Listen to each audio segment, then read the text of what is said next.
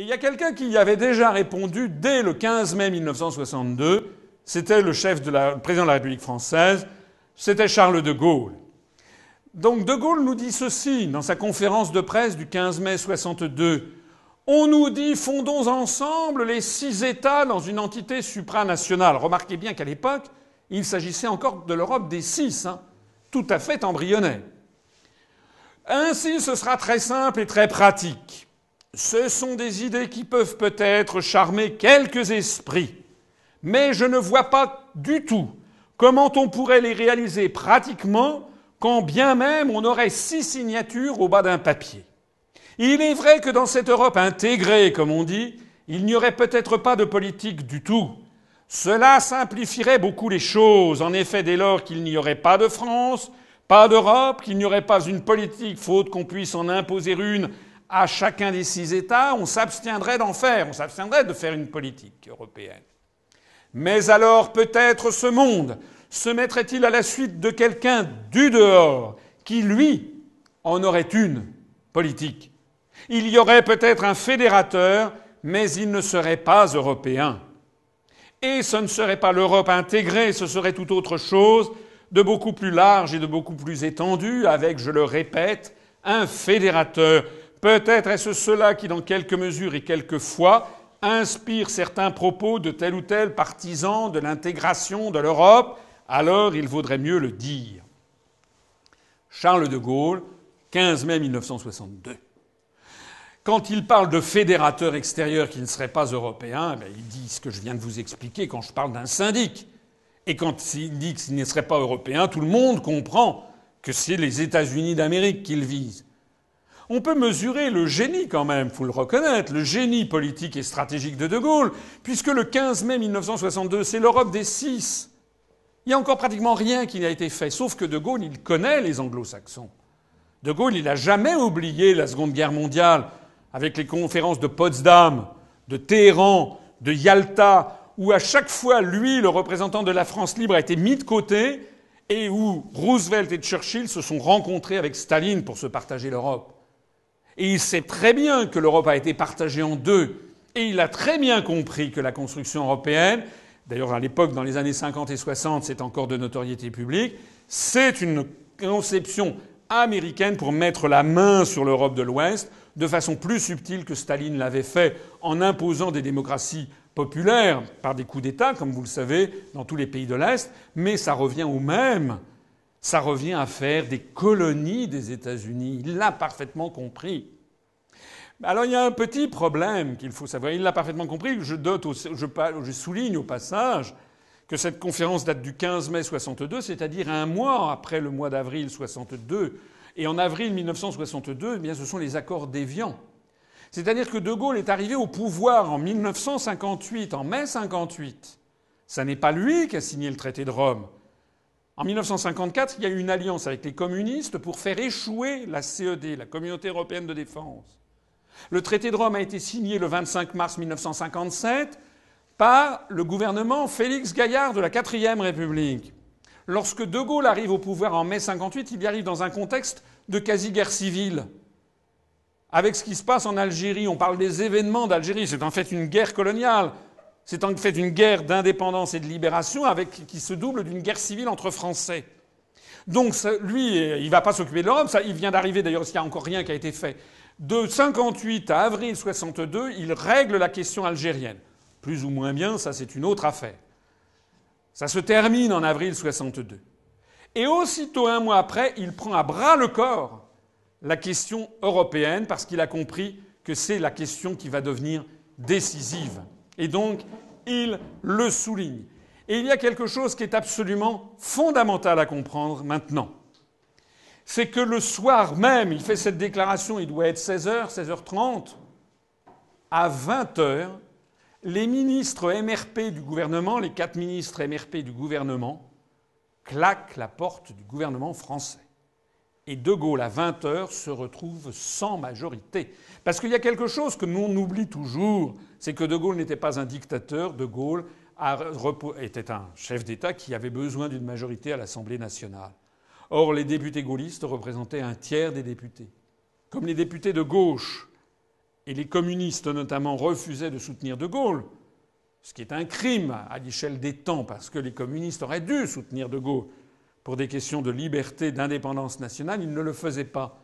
Donc de Gaulle ne pouvait, pour avoir une majorité, était obligé d'avoir recours au MRP, qui était un peu l'équivalent des centristes. Le MRP, c'était le parti de Robert Schuman.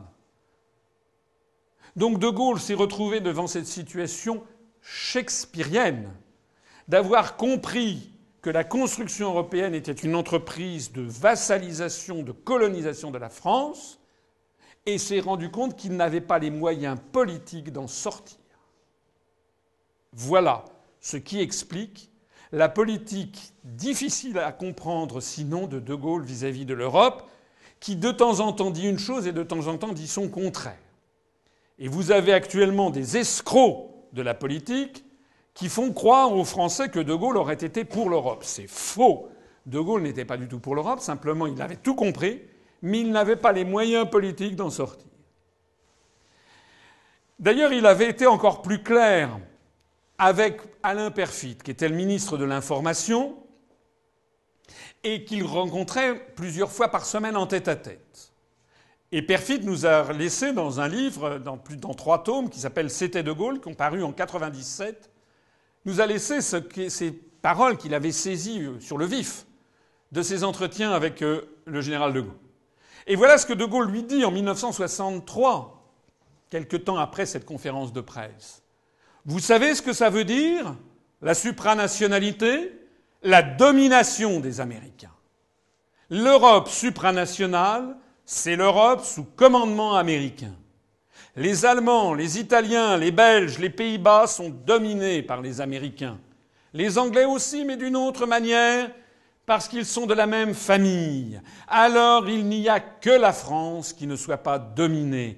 Pour la dominer aussi, on s'acharne à vouloir la faire entrer dans un machin supranational aux ordres de Washington.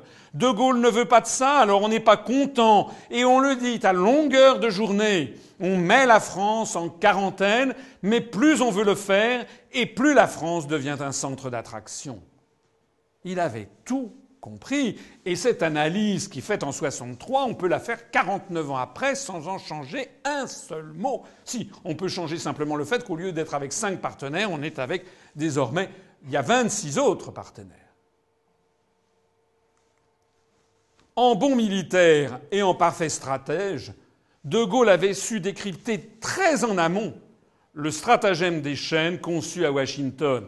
Il avait compris que cette construction dite européenne permettrait aux États-Unis de ligoter la France et de vassaliser le continent européen en lui imposant un système absurde, autobloquant. Et bien que de Gaulle ait défini ceci dès 1963, qu'il l'ait expliqué en public dès 1962, dans cette conférence de presse, eh bien, actuellement, tout a été fait pour que les Français ne le comprennent pas. On diffuse de nos jours des analyses qui expliquent le contraire même aux Français. Que la construction européenne serait une ambition française, comme l'a écrit M. Alain Duhamel dans un livre paru chez Plomb, ou bien même, comme l'a fait le Parti socialiste, que la construction européenne aurait pour but de faire contrepoids aux États-Unis. Ça, c'est l'affiche qui avait été diffusée en 1992, il y a 20 ans, par le Parti socialiste pour appeler les Français à voter oui au traité de Maastricht. Faire l'Europe, c'est faire le poids. On voyait une planète avec d'une caricature avec un lutteur de sumo-tori japonais, enfin un sumo-tori japonais, un lutteur de sumo japonais, et puis un joueur de catch américain avec une croix barrée de rouge pour montrer que grâce à l'Europe, eh bien, nous allions pouvoir envoyer balader la menace japonaise, puisqu'à l'époque, le mauvais jaune, c'était le japonais. Maintenant, pour les européistes, le mauvais jaune, c'est le péril jaune, c'est le péril chinois. Parce que, au fond, j'y reviendrai d'ailleurs tout à l'heure, la construction européenne est fondée sur des réflexes racistes, comme on le voit dans cette affiche du Parti socialiste d'ailleurs. Mais aussi, vous voyez, cette espèce de mythe, c'est un bobard, comme quoi la construction européenne va nous permettre de faire le poids face aux États-Unis. D'ailleurs, cette affiche a 20 ans. 20 ans après, c'est comme dans les Trois Mousquetaires, 20 ans après, est-ce que vous voyez à quel point le fait d'avoir été ligoté par le traité de Maastricht, la monnaie européenne, la politique étrangère de sécurité commune du traité de Maastricht, comment progressivement nous sommes en train de devenir les larbins de l'OTAN et des États-Unis. Donc c'est le contraire exact qui est vrai. Alors on en arrive à une troisième question bête. Puisque De Gaulle avait compris le stratagème américain, pourquoi n'a-t-il pas fait sortir la France de la construction européenne et pourquoi a-t-il même parfois donné l'impression de la soutenir ? Eh bien pour une raison que je vous ai déjà expliquée, il n'en avait pas les moyens politiques. Il avait besoin du soutien du MRP, qui était le parti de Robert Schuman, et il ne pouvait pas sortir de l'Union européenne, il ne pouvait pas le dénoncer. Donc, il va élaborer une contre-stratégie que j'appelle la contre-stratégie gaullienne et ses échecs.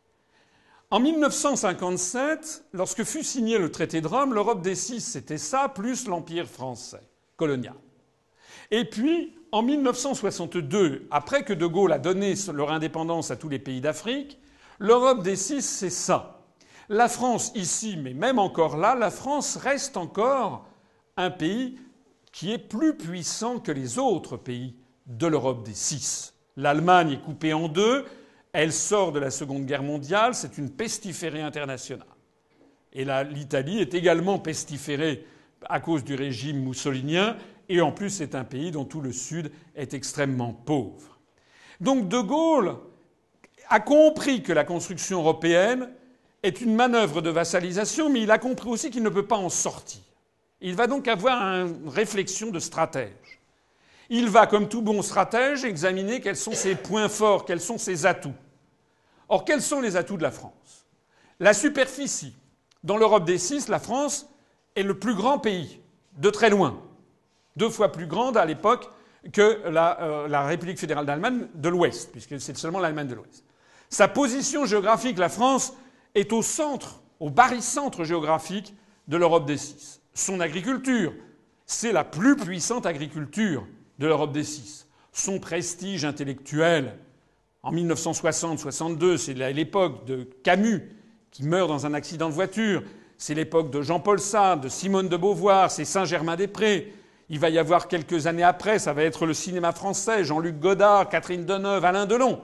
Tout ça fait le tour du monde. La France est également le pays, parmi l'Europe des Six, le seul dont la langue soit parlée sur tous les continents. On ne parle pas le néerlandais sur tous les continents, ni l'allemand, ni l'italien.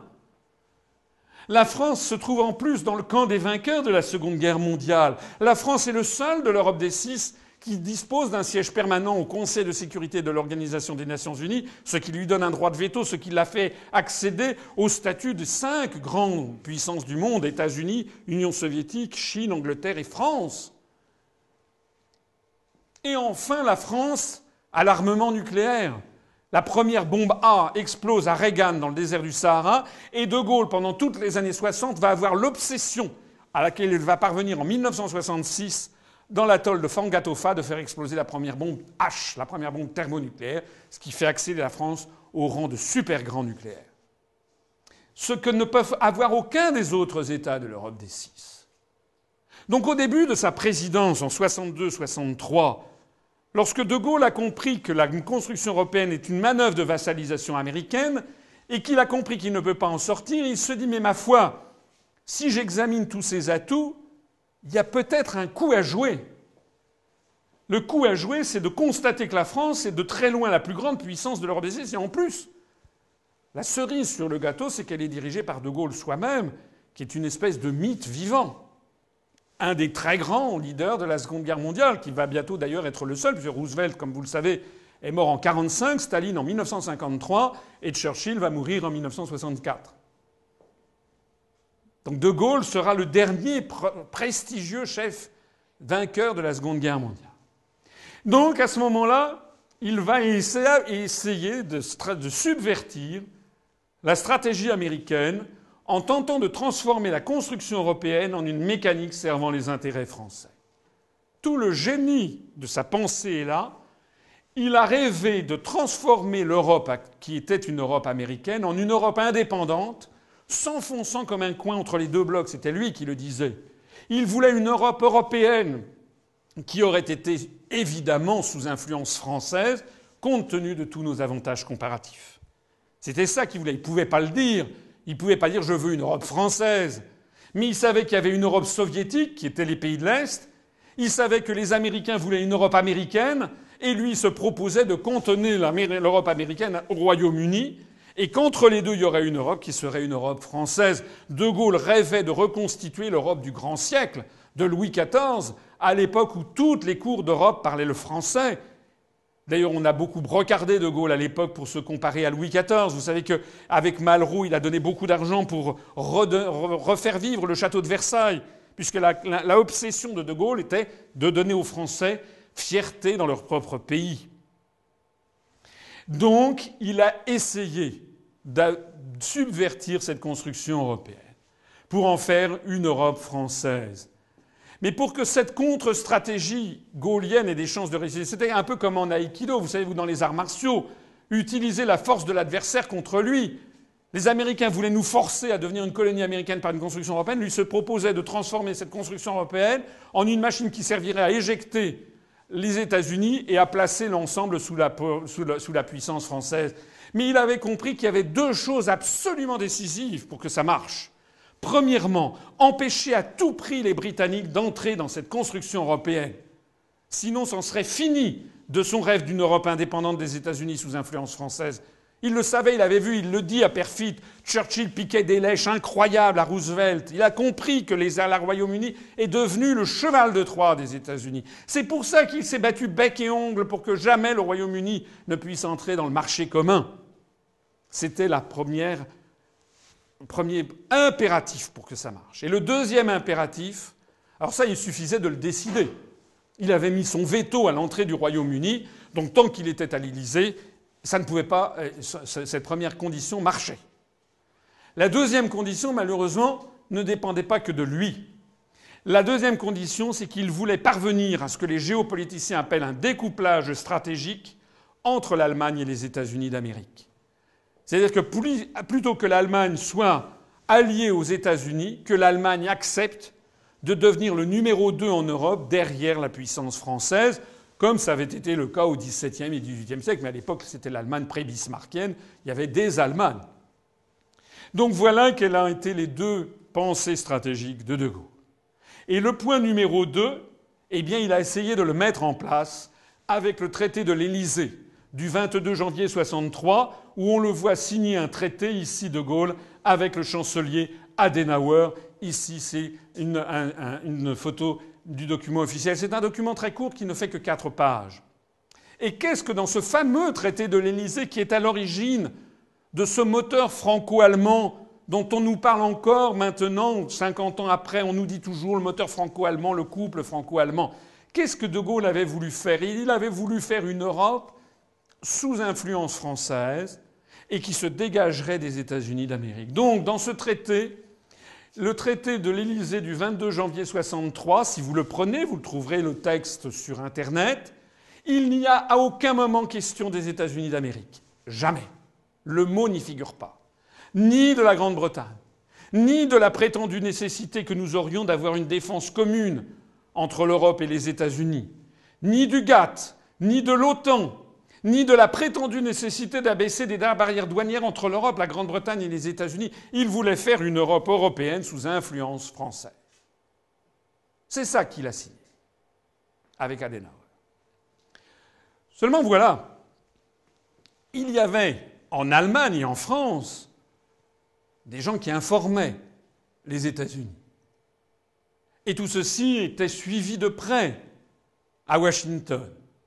Tellement près que le président Kennedy, 3 jours avant la signature, convoque à la Maison-Blanche M. Knappstein, ambassadeur d'Allemagne, pour faire part de la fureur des Américains. Le président Kennedy était visiblement de mauvaise humeur. C'est le dépêche de M. Knappstein, ambassadeur de la République fédérale d'Allemagne aux États-Unis, adressé au ministre allemand des Affaires étrangères, à l'époque Gerhard Schröder, c'est pas le même que celui qu'on a connu récemment qui était chancelier, c'était un autre, c'est un homonyme, le 19 janvier 1963. Vous savez d'ailleurs que Kennedy sera assassiné le 22 novembre de la même année. Mais là, on est le 19 janvier 63. Le président Kennedy était visiblement de mauvaise humeur. Il s'est livré devant moi de façon claire et insistante à une critique de la situation interne de l'Alliance atlantique, et il a souligné le souci que lui donnait la conclusion du traité franco-allemand de l'Élysée, qui allait donc être signé 3 jours après. Parce que les Américains avaient compris que De Gaulle était en train de subvertir leur stratégie. Il était en train de vouloir faire une construction européenne qui ne serait pas à la botte des Américains, parce que justement, il n'y aurait pas l'Angleterre, justement, il n'y aurait pas l'OTAN, ni le GATT, et justement, il y aurait une alliance franco-allemande pour faire autrement. Fureur des Américains et le double jeu allemand. Parce que répond M. Knappstein à Kennedy ? Pendant l'entretien, j'ai cherché de façon répétée, quoique avec un succès très relatif, à modifier l'opinion du président américain sur ce traité. J'ai souligné la signification positive qu'il revêtait pour la vie politique de l'Europe et pour le futur de l'Alliance atlantique. Je lui ai fait remarquer que cette étroite collaboration franco-allemande pourrait en définitive bénéficier à l'Alliance tout entière, précisément pour ce qui concernait ces aspects de la politique de De Gaulle qui irritaient tant le président. Méditez ce texte un peu alambiqué, très diplomatique. On voit qu'en fait, ce qu'a dit l'ambassadeur d'Allemagne à Kennedy, c'est « ne vous en faites pas ».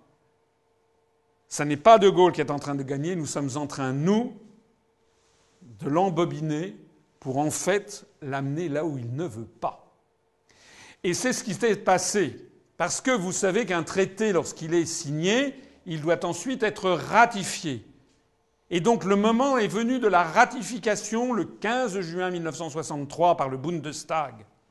6 mois après, les députés allemands, au moment de ratifier le traité franco-allemand de l'Élysée, ont d'abord voté ce que l'on appelle dans l'histoire le préambule interprétatif que voici.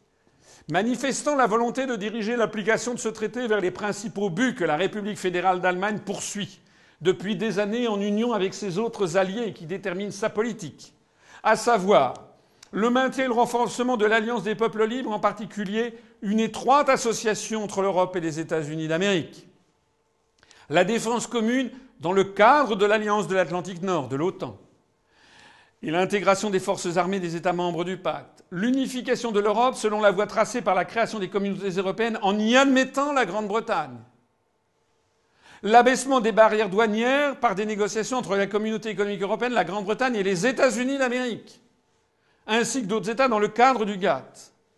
Et donc, conscient qu'une coopération franco-allemande conduite selon ces buts, tout ça sera bénéfique pour tous les peuples, alors le Bundestag ratifie la loi suivante, c'est-à-dire le traité.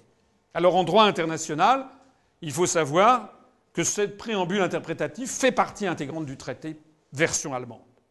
Mais comme vous le voyez bien, le Bundestag a donc ajouté au traité tout ce que De Gaulle, justement, avait voulu éviter. Le préambule interprétatif insista ainsi sur tous les éléments que De Gaulle avait justement exclus du traité. La subordination de la construction européenne à l'intégration militaire atlantique, la coopération avec les États-Unis et la Grande-Bretagne. En votant ce document, le Bundestag vida donc de substance, 6 mois après sa signature, la philosophie du traité de l'Élysée lui-même, se comporta comme un vassal de Washington et ruina toute possibilité de bâtir une Europe européenne. L'objectif stratégique que poursuivait De Gaulle avec le traité franco-allemand de l'Élysée fut donc anéanti 6 mois après sa signature. C'est extrêmement important à comprendre. C'est que depuis 1963, on vit sur un mythe en France. Le mythe du couple franco-allemand. Ça, c'est ce que croit le grand public.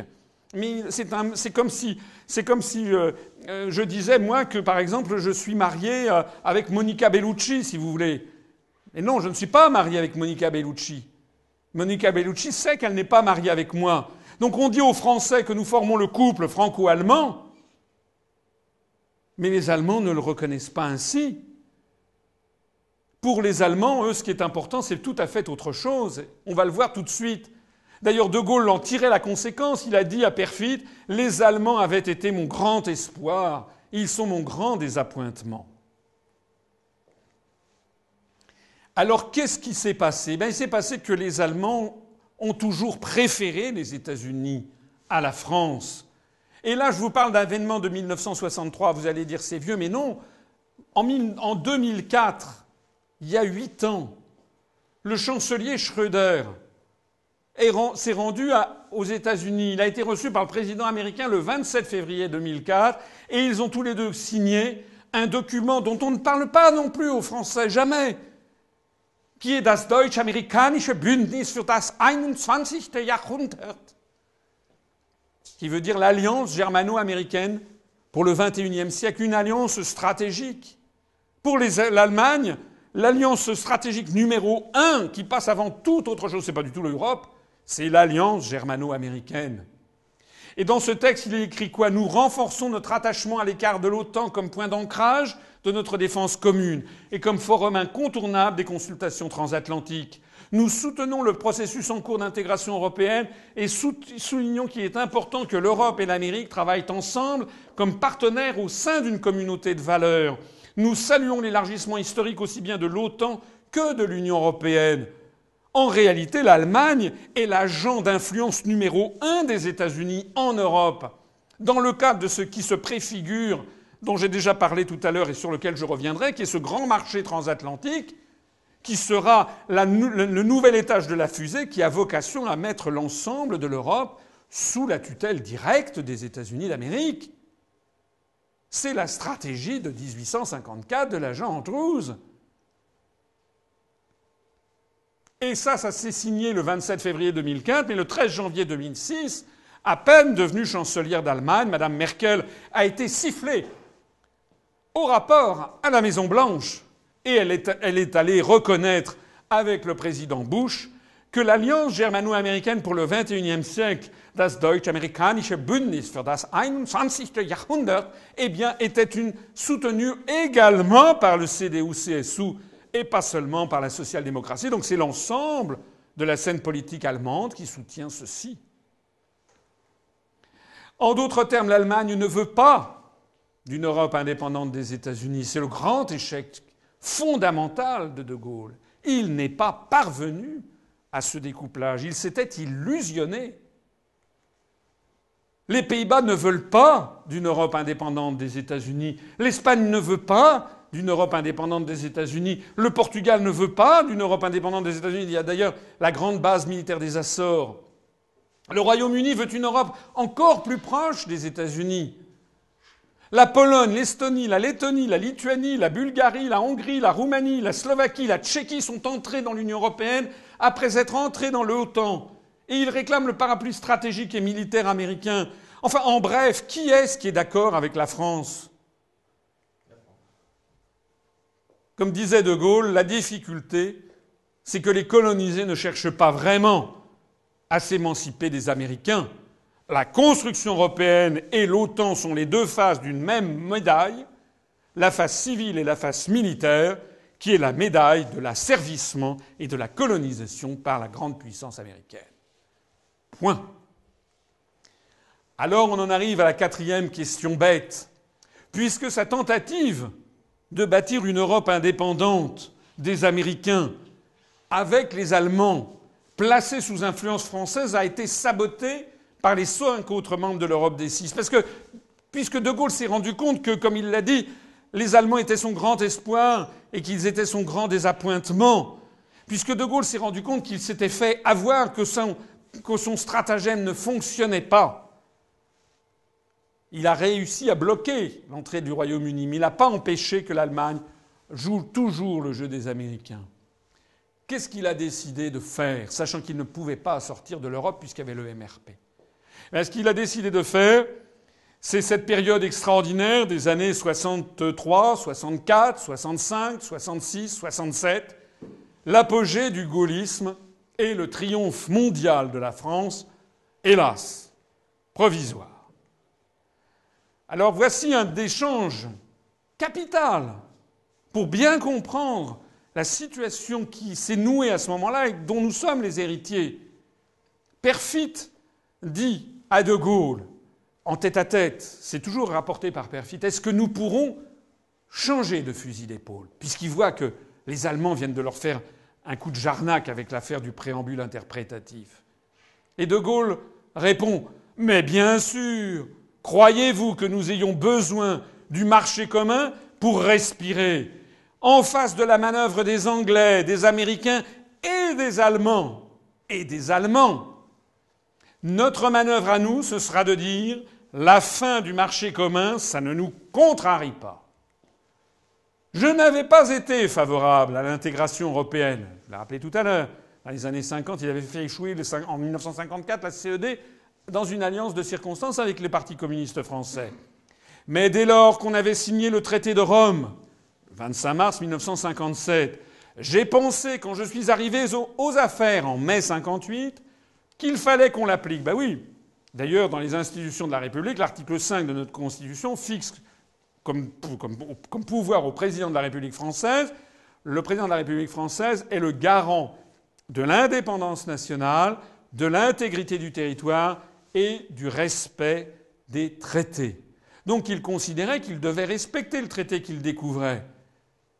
Mais il poursuit en disant s'il n'est pas appliqué, la France s'en tirera très bien autrement.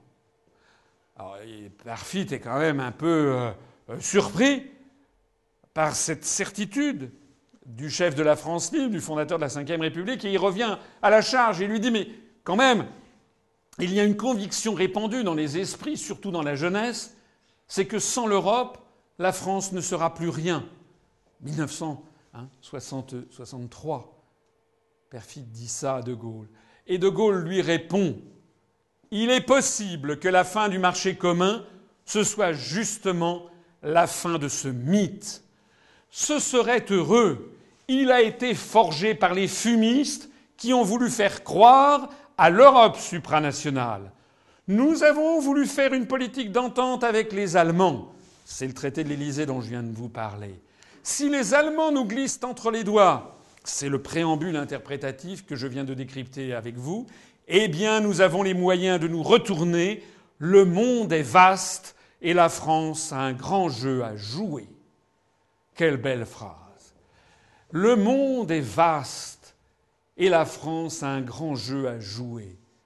Et qu'est-ce que pensait à ce moment-là De Gaulle? De Gaulle, qui connaissait bien son histoire de France, s'est glissé dans les habits des grands Capétiens qui ont fait notre pays.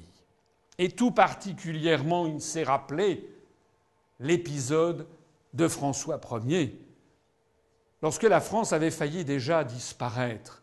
Nous sommes en 1519. En 1519, il y a Charles Quint. Il est né en 1500, il a 19 ans. Il est l'héritier de la famille des Habsbourg. Donc toutes ses possessions, il possède les Pays-Bas, il possède, on ne le voit pas ici bien, mais une partie de l'Autriche, en Autriche, il possède une partie de la Bourgogne, il possède également le royaume des deux Siciles, il possède la péninsule ibérique, enfin de l'Espagne, et sans compter les nouvelles découvertes au Mexique et ensuite, ultérieurement, au Pérou par Pizarro et au Mexique conquise par Cortés. Et voilà qu'en 1519, eh bien, Charles Quint se fait en plus de ça élire empereur du Saint-Empire romain germanique, donc il a l'autorité en termes de suzerain sur tous les territoires en marron. Donc vous voyez que la France est pratiquement complètement encerclée en 1519. Et en plus de ça, alors que François Ier a essayé de faire alliance avec le roi d'Angleterre Henri VIII, avec l'entrevue du camp du Drap d'Or, eh bien, Henri VIII finit par choisir le camp de Charles Quint. Donc la France est complètement encerclée. La France risque de disparaître, d'être étouffée par la stratégie de l'encerclement de Charles Quint et de son empire. Alors que va faire à ce moment-là François Ier ? Eh bien, il va nouer des alliances d'abord avec les princes protestants allemands, puisque fort heureusement, il vient d'avoir un schisme qui vient d'éclater. Luther, en Allemagne, publie les 85 thèses, vous savez, sur son église à Wittenberg, et donc il lance la réforme luthérienne. Et des princes, notamment dans l'équivalent actuel de la République tchèque, des princes vont embrasser la nouvelle hérésie. Et donc va placer Charles Quint dans une difficulté nouvelle par rapport à ses propres territoires. Et François Ier, qui pourtant est le champion de la catholicité, François Ier, qui est le très chrétien, eh bien, fait alliance avec les princes protestants allemands. Et comme ça ne suffit pas, eh bien, il va chercher une autre alliance. Et quand on est menacé d'être étouffé et de disparaître par une manœuvre d'encerclement, eh bien, vous faites alliance avec le diable s'il le faut. Et c'est quoi le diable en 1525-1526 ? Le diable, c'est l'empereur ottoman. C'est le grand turc, c'est le chef de l'islam. C'est celui qui menace l'Europe entière de submersion par la foi de Mahomet. Eh bien, François Ier décide de faire alliance avec Soliman le Magnifique pour desserrer justement, et il y parvient, cet encerclement de l'empire de Charles Quint, qui va d'ailleurs, après ça, Charles Quint se retirera dans un monastère, comme vous le savez, puis le protestantisme va se développer. Soliman va donner à la France les échelles du Levant, la protection des chrétiens du Levant, et donc c'est ces alliances de revers qui vont sauver l'indépendance de la France. Au grand scandale de la chrétienté, le très chrétien, c'était la titulature officielle du roi de France, Christianissimus, le très chrétien fait alliance avec les princes protestants allemands et avec le grand turc. Eh bien, c'est à ça que pense Charles de Gaulle en 1963, lorsqu'il voit que les Allemands lui filent entre les doigts et eux vont faire alliance avec les États-Unis. Parce que de Gaulle, en 1963, il se trouve, je reprends la même carte que pour Charles Quint, il se retrouve dans cette situation. Il se retrouve complètement encerclé par des forces qui sont anglo-américaines et sous influence américaine. Et donc, eh bien, il va faire comme François Ier, il va faire alliance avec le diable s'il le faut. Et le diable en 1963, 64, 65, c'est qui ?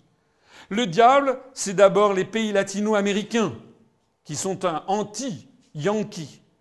Le diable suprême, à l'époque, c'est Mao Tse-tung, c'est la Chine populaire. Et puis l'autre grand diable de l'époque, c'est l'Union soviétique. Et donc, De Gaulle va faire alliance ou va nouer des liens avec tous ces pays à grande fureur, à la grande fureur non pas de la chrétienté, mais de ce que j'appellerais l'américanité. De Gaulle va reconnaître diplomatiquement la Chine de Mao Tse-tung, va inventer la politique de détente avec l'URSS, au grand scandale des États-Unis d'Amérique. Et donc nous allons avoir cette scansion incroyable d'événements qui vont se succéder au long des années 64, 65, 66, 67. En janvier 64, De Gaulle stupéfie la planète en reconnaissant la Chine communiste de Mao. C'était pas qu'il était devenu communiste ni maoïste, pas plus que François Ier n'était devenu musulman. C'est simplement parce qu'il avait compris qu'il lui fallait des alliances de revers. Et on voit ici la une du Canard enchaîné, enfin la page 8 du Canard enchaîné, en disant c'est bien lui, le Deus ex machina, montrant que l'admiration secrète que les gens en France avaient par rapport à ce coup de poker extraordinaire qu'avait fait De Gaulle en reconnaissant ce pays qui, comme vous le savez, il était interdit par les Américains de reconnaître la Chine de Mao. Depuis 1949, tous les pays occidentaux avaient l'interdiction par Washington de reconnaître la Chine de Mao Tse-tung. Comme aujourd'hui, les pays occidentaux n'ont pas le droit de faire des alliances plus poussées avec Cuba, ou avec le Venezuela, ou avec l'Iran. Donc lorsque De Gaulle reconnaît la Chine diplomatiquement la Chine de Mao en 1964, c'est exactement comme si le président de la République française décidait demain de se rendre à Téhéran pour signer un accord stratégique avec Téhéran et avec Ahmadinejad. Exactement la même chose. En 1964, De Gaulle va faire 2 voyages au Mexique en avril et à l'automne dans tout le cône sud-américain, et des dizaines de millions de latino-américains vont acclamer la voix d'une France souveraine et indépendante de tout bloc. Mexico accueille De Gaulle, c'est le Paris Match du 28 mars 1964, la couverture, qui fait sa une sur l'accueil inouï réservé à De Gaulle par les Mexicains. Des millions de gens viennent acclamer De Gaulle parce que, justement, il est le porte-parole d'un Occident qui tient tête aux États-Unis, qui est le porte-parole de la liberté des peuples et des nations face à l'impérialisme américain.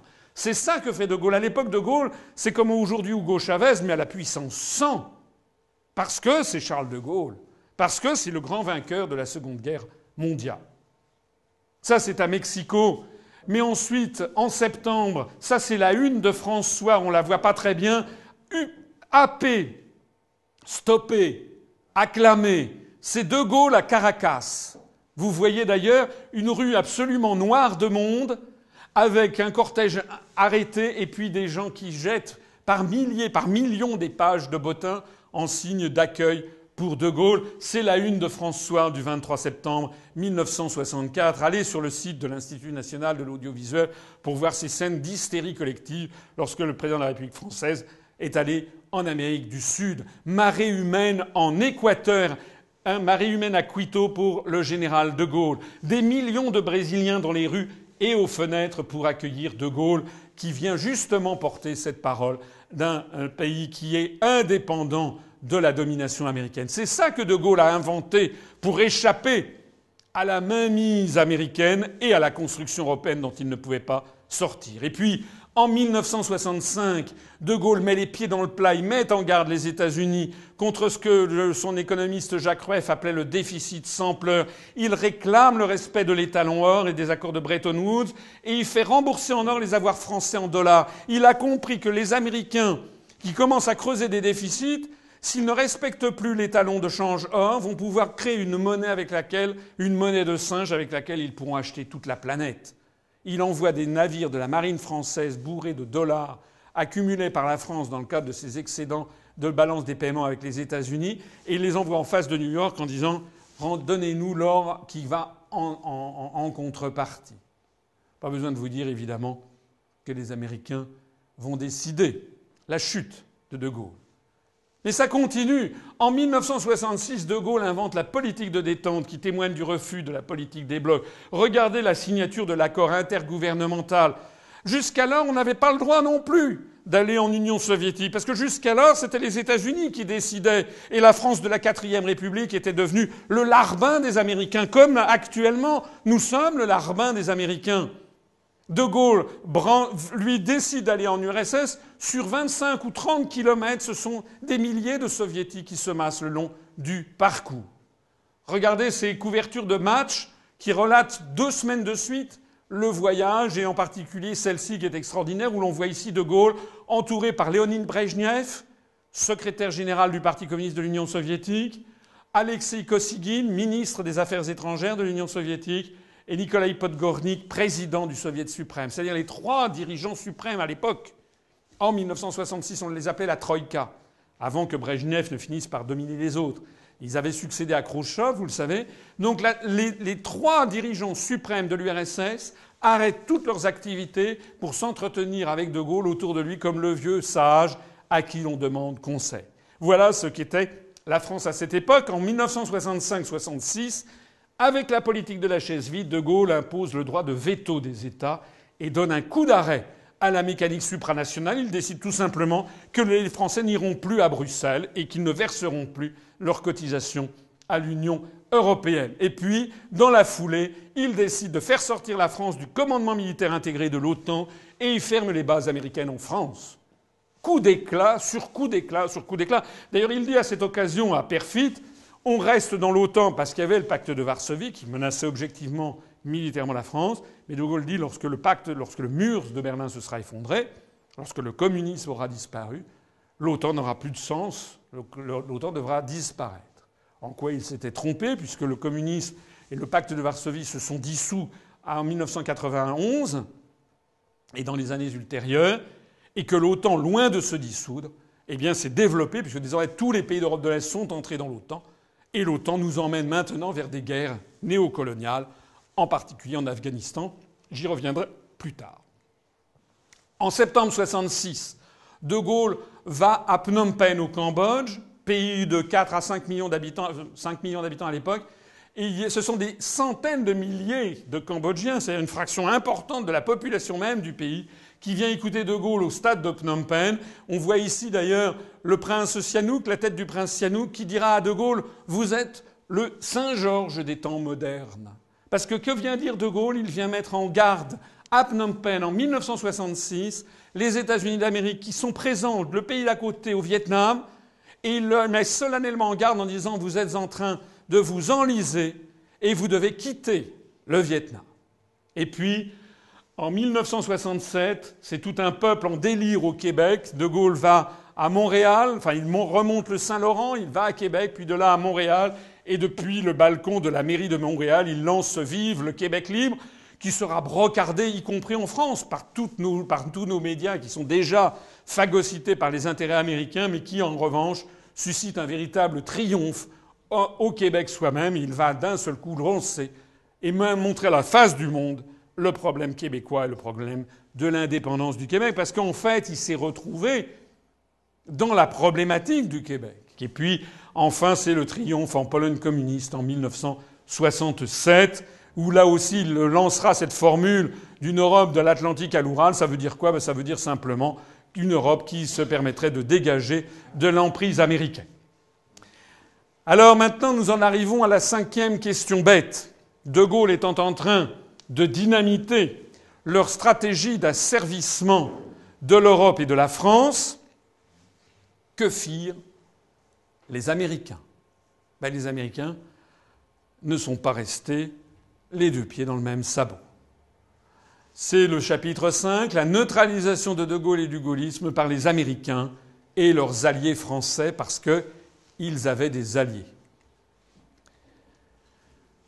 De Gaulle vient de faire son voyage en 1964 en Amérique du Sud. En novembre 1964, donc quelques jours après, Paris Match fait sa une sur ce titre. Johnson sera dur face à De Gaulle. La guerre est déclarée. Parce que le voyage de Gaulle en Amérique du Sud, avec les millions de personnes qui sont allées voir De Gaulle, évidemment, est compris par Washington comme décidément le fait que De Gaulle veut maintenir l'indépendance et la souveraineté de la France, ce qui n'entre pas du tout, mais pas du tout, dans les plans des États-Unis. Et donc, nous allons voir arriver de façon croissante l'influence des services d'influence américains sur la scène politique française par l'intermédiaire des médias. On va avoir le lancement d'un magazine, L'Express, avec JJSS derrière, Jean-Jacques Servan-Schreiber, pour la campagne présidentielle de 1965, qui va lancer une campagne Monsieur X contre De Gaulle. Monsieur X contre De Gaulle, en fait, c'est quoi? C'est la première fois qu'en France, alors moi j'étais tout gamin, j'ai un vague souvenir, tout le monde ne parlait que de ça. C'est la première fois qu'en France, on faisait ce qu'on appelle, c'est une invention américaine de marketing, un teaser. To tease, en anglais, ça veut dire intriguer. Ça a donné le mot striptease. Un teaser, c'était justement de lancer une candidature fantôme. Ça n'est pas français, c'est une méthode américaine. En fait, il s'agissait de lancer dans les pattes de Gaulle aux élections présidentielles de décembre 1965, les premières élections présidentielles au suffrage universel, Gaston Defferre. Lorsque les Français ont découvert que c'était Gaston Defferre, l'affaire a en revanche fait chou blanc. Mais derrière les Américains, il y avait aussi la médiatisation de Jean Le Canuet.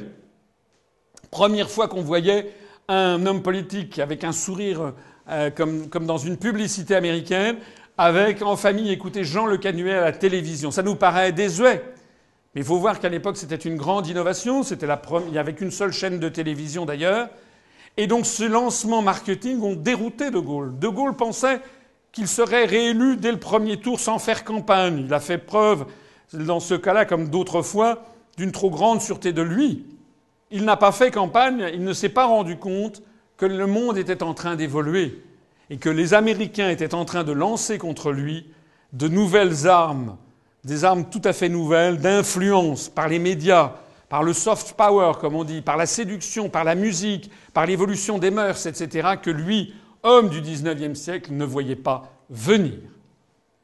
Ils ont lancé également une autre opération dont on est toujours la victime et qui ressort très bien quand on compare les deux affiches électorales de la campagne présidentielle de 1965 du deuxième tour. Voici l'affiche de Charles de Gaulle pour le succès de la France. Tout simplement. Et quelle était l'affiche de son compétiteur du deuxième tour, François Mitterrand? Eh bien, c'était cette affiche-là. De Gaulle, c'est la France isolée. François Mitterrand, c'est l'Europe et l'amitié des peuples. Vous vous rappelez, on a vu tout à l'heure que De Gaulle, en 1964, déplace des dizaines de millions de personnes à travers les continents. On l'a vu. D'ailleurs, comme je le rappelle souvent, revenant de son grand périple en Amérique du Sud, Maurice Couve de Murville, le ministre des Affaires étrangères, fait un compte-rendu assez sobre et raconte quand même devant les ministres réunis le délire qu'a représenté ce voyage, l'immensité des foules qui se sont déplacées. Et De Gaulle conclura, majestueux, d'une seule formule, en disant oui, c'est cela qu'on appelle, paraît-il, être isolé.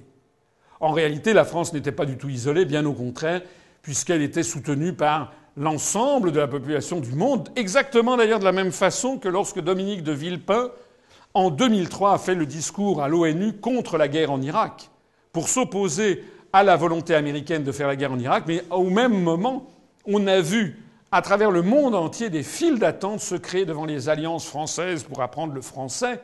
À Buenos Aires, à Mexico, à Pékin, New Delhi, Moscou, Le Caire, Sydney, partout, il y avait des gens à travers le monde qui voulaient réapprendre le français parce que d'un seul coup, ce simple discours avait redonné vie au logiciel France, ce qu'attendent les autres peuples du monde de la France, c'est-à-dire d'être Astérix, c'est-à-dire d'être le pays, certes, nous ne sommes plus une hyperpuissance, mais nous avons suffisamment d'influence dans le monde, ne serait-ce que par notre histoire, par le fait que nous sommes le pays de la Révolution française, le pays des droits de l'homme, que nous sommes quand même membres permanents du Conseil de sécurité. Le monde entier attend que la France dise non aux États-Unis, comme elle le faisait dans les années 65.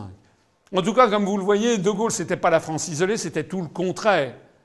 Mais vous voyez que François Mitterrand était en fait l'agent anti-gaulliste et se prévalant de l'Europe et prétendument du fait que De Gaulle isolerait la France alors que c'était le contraire qui était vrai.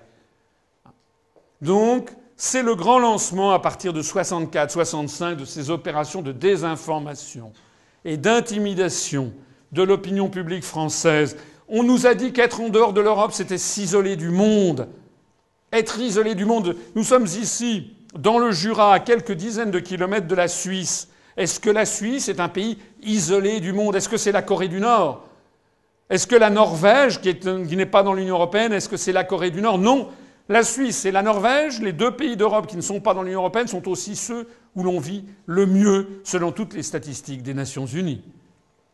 On nous dit que c'est être ringard, que c'est être contre la paix, que c'est être xénophobe, que c'est être raciste, etc., etc. En bref, c'est le grand triomphe de la propagande. La construction européenne, on n'a tout simplement plus le droit d'être contre. Et bientôt, on n'aura même plus le droit d'en débattre. Et on évitera tout débat, et c'est la situation dans laquelle nous sommes. Pourquoi est-ce que j'ai créé ce mouvement politique le 25 mars 2007, le jour même du 50e anniversaire du traité de Rome? C'est pour appeler les Français à en sortir et pour imposer qu'on ait le droit d'en reparler, qu'on ait le droit de débattre, parce que nous sommes dans une démocratie. Dans une démocratie, on a le droit de parler de tout, de toutes les idées politiques et de les combattre s'il le faut. Alors en ce bas monde, tout se paye. En ce bas monde, tout se paye, et l'on peut estimer de plus en plus, les historiens commencent à avoir un nouveau regard sur le passé et commencent à comprendre que mai 68 a probablement été la première révolution de couleur, comme les Américains ont fait en Géorgie, en Ukraine, etc., au cours des années 2000. Oh, certes, De Gaulle, qui était né en 1890, avait 78 ans en 1968. Oh, certes, il était dépassé par les événements, parce qu'avoir 78 ans en 1968, c'est un peu comme en avoir 88 ou 90 à notre époque. À notre époque, les gens sont jeunes de plus en plus vieux, si j'ose dire. Mais De Gaulle n'avait pas vu les évolutions sociologiques de la France. De Gaulle n'avait pas vu le nombre d'étudiants de plus en plus important, de gens qui sortiraient du système scolaire avec un diplôme. De Gaulle n'avait pas vu l'évolution des mœurs avec le développement, par exemple, de la mode des Beatles, etc. Donc toutes ces évolutions qui allaient aller vers un éclatement du carcan des sociétés occidentales traditionnelles, dont d'ailleurs le Concile de Vatican II a été le point de déclenchement, l'un des facteurs déclencheurs à partir de 1962. De Gaulle n'avait pas mesuré tout ça. De Gaulle avait maintenu une politique qui était rigide et donc a été dépassée par les événements. Mais ce qui est quand même sûr, c'est que les Américains en ont profité pour mettre le maximum d'huile sur le feu pour faire chuter De Gaulle. On a un livre qui est sorti en 2009 qui s'appelle « Des secrets si bien gardés » de Vincent Nouzy, paru chez Fayard. Et regardez ce qu'il y est écrit dedans. La CIA on parle des événements de mai 68, la CIA est en réalité ravie que la statue de Gaulle, bête noire des Américains depuis 10 ans, soit enfin ébranlée. Des secousses domestiques parviennent à déstabiliser ce général intraitable sur le plan international. Il y a même des rumeurs comme quoi la CIA financerait les syndicats étudiants, dont l'UNEF, pour causer du tort au gouvernement. Les Américains seront embarrassés par cette allégation jugée ridicule. Jugée ridicule par eux, bien évidemment. Selon un document américain confidentiel, ils feront savoir au gouvernement français que cette rumeur n'a aucun fondement et s'étonneront que les autorités aient pu lui donner quelque crédit. Eh bien oui. Parce que autour de Gaulle et son entourage ont compris qu'il y avait derrière une grande puissance qui agitait tout ça. On a des milliers de témoignages. L'ambassadeur Harriman, l'ambassadeur des États-Unis, assistant aux manifestations dans le quartier latin, avec un air épanoui. Les radios, RTL, Europe numéro 1, qui étaient en dehors du territoire français, qui appelaient quasiment les Français à l'émeute. C'est comme ça que ça s'est passé, mai 68. Il y a un autre livre intéressant de Jean-Pierre Farkas, paru en 98, qui s'appelle Le Pavé. Et voilà ce qu'il redit. En juin 68, Cohn-Bendit déclare à Hervé Bourges « Il semble que la CIA se soit intéressée à nous ces derniers temps. Certains journaux et associations américaines, filiales et intermédiaires de la CIA... » Vous voyez qu'il est quand même bien documenté, les journaux et associations américaines. Ford, Rockefeller, etc. Filiales et intermédiaires de la CIA nous ont proposé des sommes importantes. Inutile de vous dire l'accueil que nous leur avons fait. Moi, j'aurais aimé qu'ils nous disent l'accueil, justement, qu'ils leur ont fait. Quand on voit que M. Cohn-Bendit est toujours sur la scène politique française, après avoir été en Allemagne, quand il est allé chez les Verts allemands faire une partie de sa carrière politique, il s'est fait remarquer pour prendre position, à la différence de tous les Verts allemands qui étaient infiltrés par le KGB soviétique, au moment de la crise des SS-20, Cohn-Bendit a été le seul Vert allemand, député Vert allemand, à militer en faveur de l'installation des Pershing américains. Le seul, servant les intérêts stratégiques des États-Unis d'Amérique. Comme en 1968, il a servi les intérêts stratégiques des États-Unis d'Amérique. Et comme maintenant, de nouveau, il sert les intérêts stratégiques des États-Unis d'Amérique en réclamant, par exemple, que la France cède son siège permanent au Conseil de sécurité à l'Union européenne. Rien ne pourrait plus faire plaisir aux États-Unis que de voir la France dégagée du Conseil de sécurité. Ils pourraient à ce moment-là attaquer qui le veulent sans avoir un nouveau discours de 2003 comme la guerre en Irak. Voilà les intérêts que sert objectivement M. Cohn-Bendit. Regardez cette photo au Parlement européen entre Nicolas Sarkozy et M. Cohn-Bendit. Est-ce que vous trouvez vraiment que ça a l'air d'être un opposant ? En attendant, quel a été le vrai bilan de mai 68 ? Le vrai bilan de mai 68, c'est que De Gaulle a été sauvé par le Kremlin, par l'intermédiaire du Parti communiste français et de la CGT, qui ont signé les accords de Grenelle pour arrêter la grève générale, parce que le Kremlin avait compris que c'était les Américains qui étaient derrière, qui voulaient faire chuter De Gaulle. La CGT donc a signé, elle a d'ailleurs été désavouée, Georges Ségui a été désavoué par sa base, et il y a eu pendant 15 jours, 3 semaines, 1 mois, de nombreux problèmes parce que la base ne voulait pas reprendre. C'est un premier divorce qui va apparaître entre le Parti communiste français et la classe ouvrière, parce que la classe ouvrière française, à l'époque, est tellement victime des médias qu'ils prennent parti plutôt pour l'opposition à De Gaulle plutôt que pour ce qu'ont décidé le PCF et la CGT qui disent qu'il faut savoir terminer une grève. D'ailleurs, on va voir se développer après, dans les années 70, les mouvements style gauchiste, la CFDT, etc. Tous ces mouvements, vous connaissez les mouvements trotskistes qui sont financés par la CIA, tout le monde le sait, depuis l'après-Seconde Guerre mondiale, comme FO. Le syndicat FO a été porté par les Américains. En quoi qu'il en soit, à partir de l'automne 68, De Gaulle cherche à s'en aller. Il avait dit, il vaut mieux partir 1 an trop tôt que 5 minutes trop tard. Il se rend compte qu'il est dépassé par les événements. Il a failli flancher. À la fin de mai 68, vous savez, il a failli s'en aller. Il est allé à Baden-Baden voir le général Massu qui lui a dit qu'il faut remonter sur le cheval. Donc il est revenu, mais le cœur n'y est plus. De Gaulle cherche un moyen de sortie. Il fait donc le référendum sur la décentralisation, la réforme du Sénat, etc., la participation des travailleurs. Tout ceci fait échec et donc il n'a que 47% de oui, il démissionne avec panache. Et c'est Georges Pompidou, qui entre-temps était passé par la banque Rothschild, qui est élu. Et c'est ça le vrai bilan de mai 68, c'est l'élection de Georges Pompidou. Et c'est quoi l'élection de Georges Pompidou? Eh bien, le 1er décembre 69, 6 mois après être élu, Pompidou plante le deuxième coup de poignard dans le dos de De Gaulle. Le premier, c'était le préambule interprétatif du Bundestag. Le deuxième, c'est De Gaulle qui va au sommet européen de La Haye le 1er décembre 69 et qui dit les demandes d'adhésion à la CE de la Grande-Bretagne et de 3 autres pays, les 3 autres pays c'est Danemark, Irlande et Norvège, doivent être abordées dans un esprit positif.